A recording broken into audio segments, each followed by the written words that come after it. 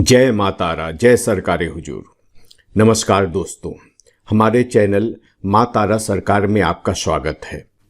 इस वीडियो में हम इस बात पर चर्चा करेंगे कि कैसे हम पहचाने कि कोई व्यक्ति भूत या प्रेत ग्रस्त नहीं है। कभी कभी इसकी पहचान नहीं होने के कारण कई भूत प्रेतग्रस्त रोगी को हम डॉक्टरी चिकित्सा करवाते रह जाते हैं और वह ठीक नहीं होता और हम उसे खो देते हैं। ऐसा इसलिए भी होता है कि भूत प्रेतग्रस्त व्यक्ति के कई लक्षण मानसिक रोगी के लक्षणों से मिलते जुलते हैं, इसलिए अक्सर लोग गलती कर बैठते हैं। डॉक्टर तो भूत प्रेत पर विश्वास करते नहीं हैं, इसलिए वे दवा देते रहते हैं, पर ओझा गुनी भी कम नहीं होते हैं।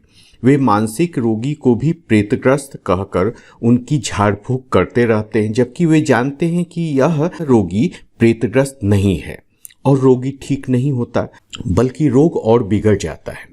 इसलिए आइए मैं आपको कुछ ऐसे लक्षण बतलाता हूँ जिससे एक हद तक आपको भी यह अंदाज हो जाएगा कि यह व्यक्ति रोगी है या प्रेतग्रस्त।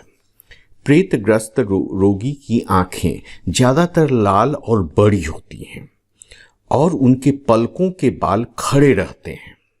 अक्सर वह एकटक एक ही जगह पर देखता रहता है, जैसे कि वहाँ पर कोई हो और वह उसे देख रहा हो। इनके शरीर पर काले काले धब्बे पड़ जाते हैं और शरीर का रंग भी काला हो जाता है। आंखें धसी रहती हैं, जैसे कि खून की कमी देह में हो।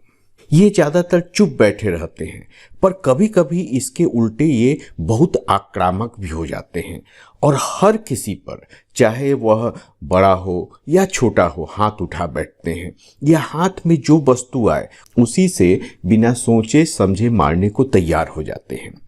कभी कभी वे बार बार दांत भींचते हैं। यह भी एक निशानी है प्रेतग्रस्त रोगी की कि वे बार बार दांत भींचेंगे और बहुत ही डरावनी हंसी भी हंसते हैं। आमतौर पर जब ये आक्रामक होते हैं तो इनकी ताकत इतनी बढ़ जाती है कि कई व्यक्तियों से भी ये काबू में नहीं आते हैं। कभी कभी ये खुद अपने आप पर भी चाकू या किसी चीज से वार कर बैठते हैं और अपने आप को घायल भी कर लेते हैं। कई प्रेतग्रस्त रोगी खून की कमी के शिकार होते हैं। खाना इनके देह को नहीं लगता है, जबकि ये भूख से ज़्यादा खाने लगते हैं। यहाँ तक कि मांस, मछली, अंडे नहीं खाने वाले रोगी भी इस हालत में इन्हें खाने की मांग करते हैं और वे जिद करते हैं कि उन्हें मांस, मछली, अंडे दिया जाए। नहाना इन्हें पसंद नहीं आता है, गंदा रहना इन्हें अच्छा लगता है, जबकि ये व्यक्ति रोगी होने के पहले साफ सुथरा रहते हैं और नहाना उन्हें अच्छा लगता था।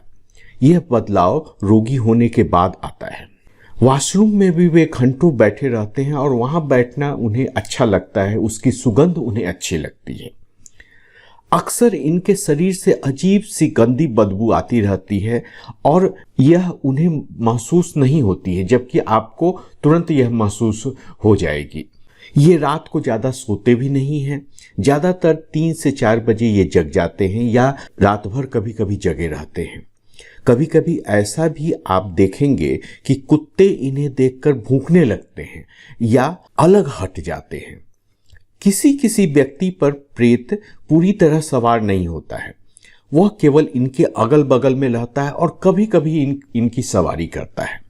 ऐसी अवस्था में ये व्यक्ति डरावने सपने देखते हैं और डरते हैं। रात में कई बार चौंक के उठ जाएंगे।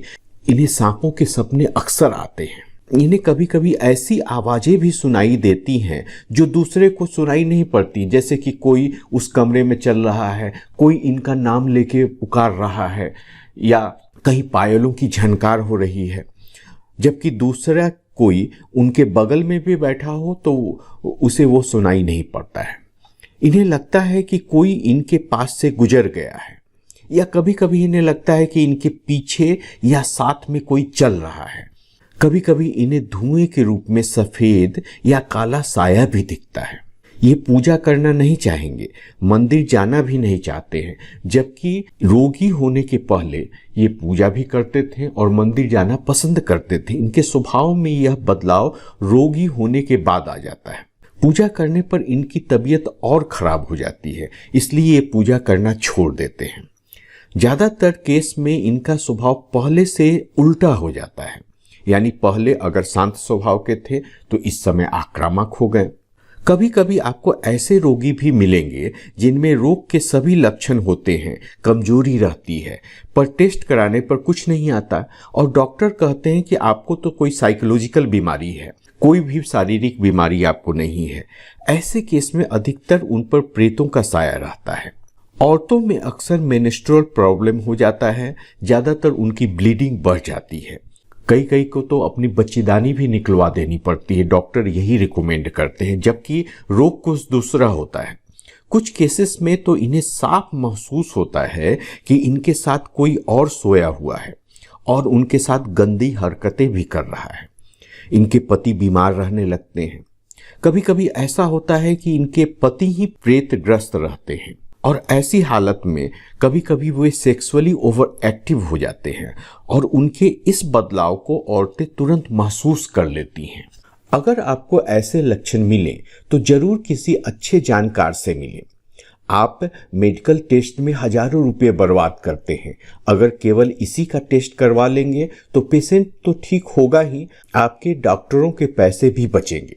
विडंबना यह है कि इस लाइन में सही जानकार लोगों की कमी है और ज़्यादातर लोग इसमें ठगने में लगे रहते हैं, जिससे कि यह लाइन बदनाम हो गई है। हम में भी अपनी बहुत सी गलतियां हैं।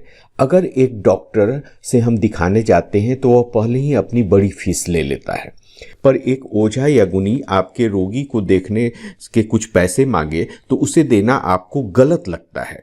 इसलिए ये लोग पूजा, चढ़ावा या बलि के नाम पर आपसे पैसा ऐंठते हैं, क्योंकि अगर ये वैसे ही ठीक कर दें तो शायद आप इन्हें एक पैसा भी ना दें। इसलिए हमें भी अपनी मानसिकता को ठीक करना होगा। अगले वीडियो में हम फिर मिलेंगे। अगर आपने हमारे चैनल को सब्सक्राइब नहीं किया है तो अभी कर दें और बेल आइकॉन को भी दबा दें ताकि नए वीडियो की सूचना आपको मिलती रहे। जय मां तारा, जय सरकारे हुजूर।